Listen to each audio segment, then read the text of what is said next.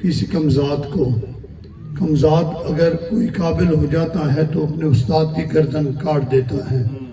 پھر فرماتے ہیں سعدیہ شہزاد شیرازیہ سبق بدے شہزاد را شہزاد گھر قابل شود عزت کنت استاذ را، کہ جب شہزادے خاندانی لوگ کسی مقام پر پہنچتے ہیں تو وہ اپنے استاد کی عزت اور تعظیم کرتے ہیں۔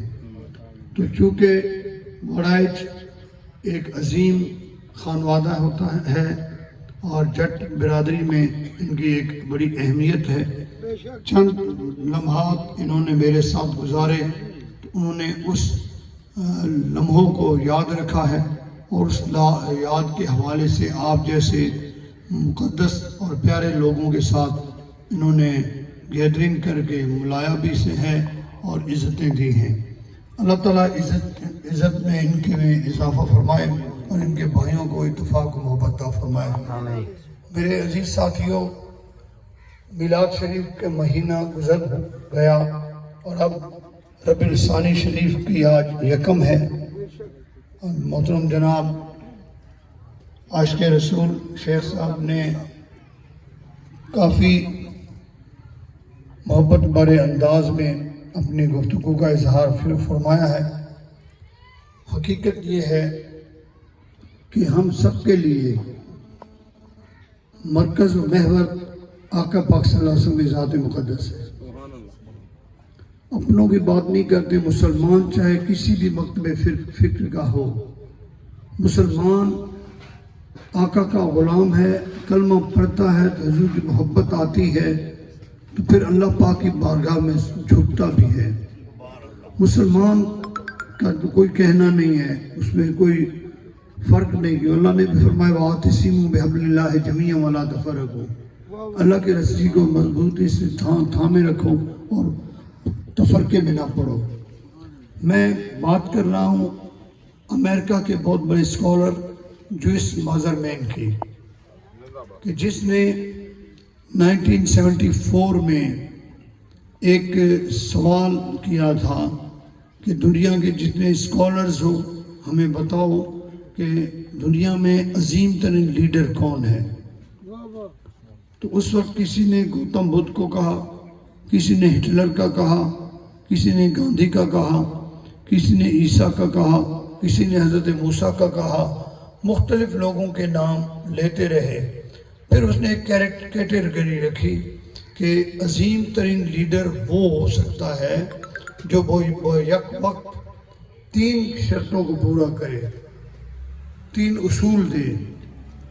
پہلا یہ کہ ایسا ضابطۂ حیات اور دستور حیات قوم کو پیش کرے جس پر عمل کر کے قوم خود کو سب سے زیادہ اوپر اور سب سے زیادہ منظم بنا سکیں اور سب سے زیادہ بہترین زندگی گزار سکیں۔ اور دوسرا، ایسا قانون وضع کرے جس قانون پہ عمل کر کے قوم محفوظ رہ سکے اور امن قائم ہو سکے۔ تیسری بات عطا کرے جس نظام پر عمل کر کے معاشی بدحالی سے لوگ باہر آ جائیں۔ اب جتنے بھی اسکالرز تھے پوری دنیا کو اس نے چیلنج کیا تھا، جب انہوں نے اس کا تجزیہ کیا تو دیکھتے یہ ہیں کہ گوتم بدھ ایک شرط کو پورا کرتا ہے، گاندھی ایک شرط کو پورا کرتا ہے، ہٹلر ایک شرط کو پورا کرتا ہے، اور حضرت عیسیٰ علیہ السلام ایک شرط کو پورا فرماتے ہیں، موسیٰ علیہ السلام ایک شرط کو 2 شرطوں کو پورا فرماتے ہیں۔ اس نے سب نے جب لاجواب ہو کر کوئی جواب نہ دیا تو اس نے کہا خاموش کیوں ہو، تمہیں سب کو ماننا پڑے گا کہ دنیا کا اگر عظیم ترین لیڈر ہے تو محمد مصطفیٰ کی ذات پاک۔ سبحان اللہ۔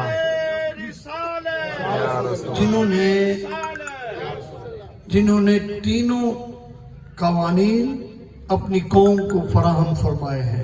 پہلا دستور حیات قرآن مجید فرقان حمید کی صورت میں پیش کیا، اگر قرآن کو دیکھا جائے اور حیات مصطفیٰ کو دیکھا جائے تو خالق کائنات نے فرمایا لقد کان لکم فی رسول اللہ اسوۃ الحسنہ، آقا پاک صلی اللہ علیہ وسلم کی زندگی تمہارے لیے بہترین نمونہ ہے، کیونکہ آقا کی زندگی عین قرآن کے مطابق ہے۔ دوسرا، ایک ایسا قانون وضع کرنا جس پر عمل کر کے قوم محفوظ رہ سکے۔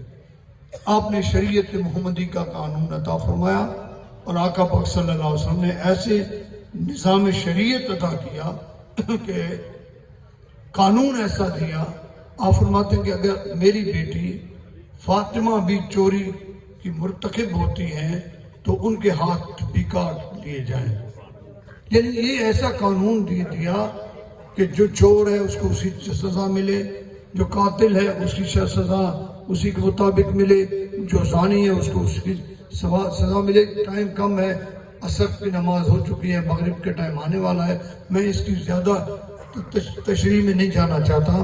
آپ نے قانون دیا، قانون شریعت، جس کو ہم کہتے ہیں نظام مصطفیٰ۔